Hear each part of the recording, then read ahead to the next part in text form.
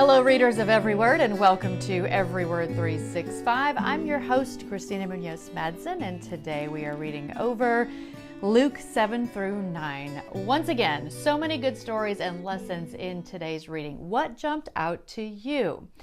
Here's the brief summary from Got Questions. Called the most beautiful book ever written, the Gospel of Luke begins by telling us about Jesus' parents, the birth of his cousin John the Baptist, Mary and Joseph's journey to Bethlehem where Jesus is born in a manger, and the genealogy of Christ through Mary.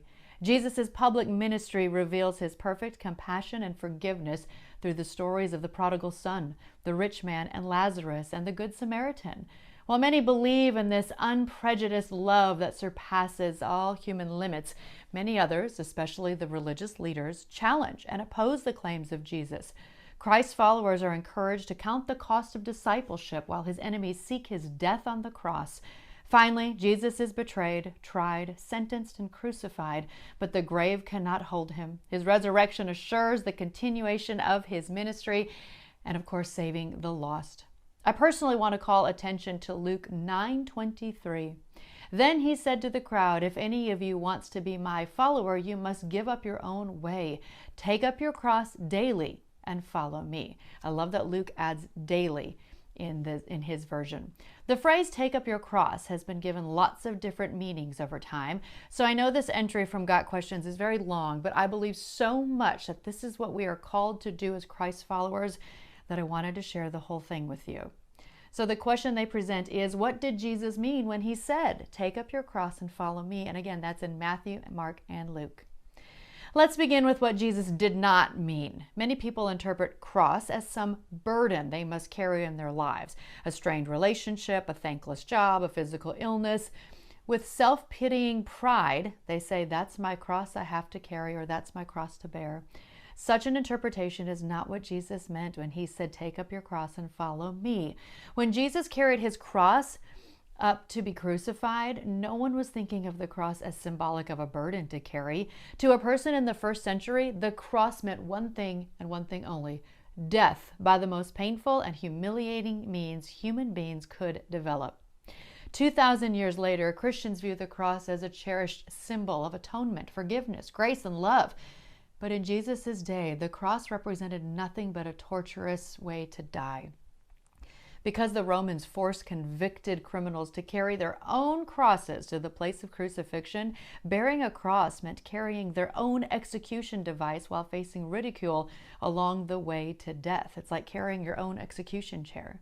Therefore, take up your cross and follow me means being willing to die in order to follow Jesus. This is called dying to self. It's a call to absolute surrender. After each time Jesus commanded cross-bearing, he said, "For whoever wants to save his life will lose it, but whoever loses his life for me will save it." What good is it for a man to gain the whole world and yet lose or forfeit his very self?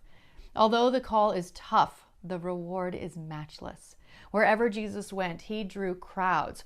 Although these multitudes often followed him as Messiah, their view of who the Messiah really was and what he would do was distorted. They thought the Christ would usher in the restored kingdom.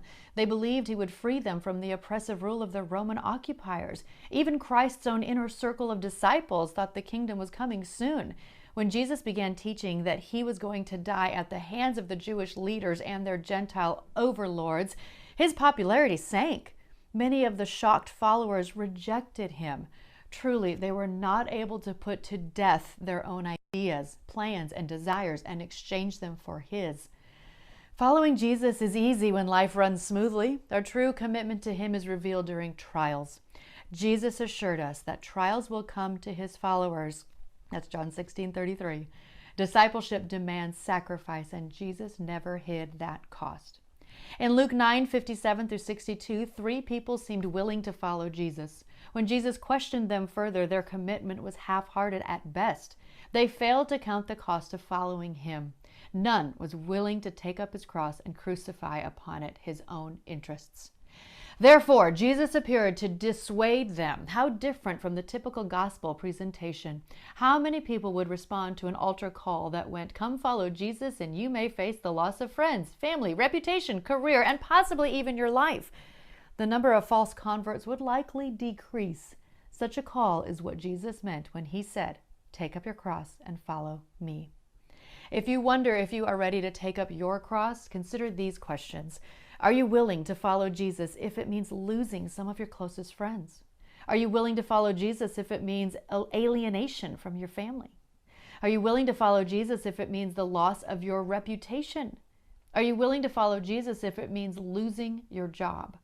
Are you willing to follow Jesus if it means losing your life? In some places of the world, these consequences are reality. But notice the questions are phrased, are you willing? Following Jesus doesn't necessarily mean all these things will happen to you, but are you willing to take up your cross? If there comes a point in your life where you are faced with a choice, Jesus or the comforts of this life, which will you choose? Commitment to Christ means taking up your cross daily, giving up your hopes, dreams, possessions, even your very life, if need be, for the cause of Christ. Only if you willingly take up your cross may you be called his disciple. The reward is worth the price. Jesus followed his call of death to self with the gift of life in Christ. For as you know, for whoever wants to save his life will lose it, but whoever loses his life for me will find it. Wow, that is intense, but so good. And again, all of that is from gotquestions.org, a great resource that we use a lot here at Every Word 365. Thank you for letting me share all that, and I hope it helps you know what take up your cross really means. Tomorrow's reading is Luke 10 through 12. Happy reading.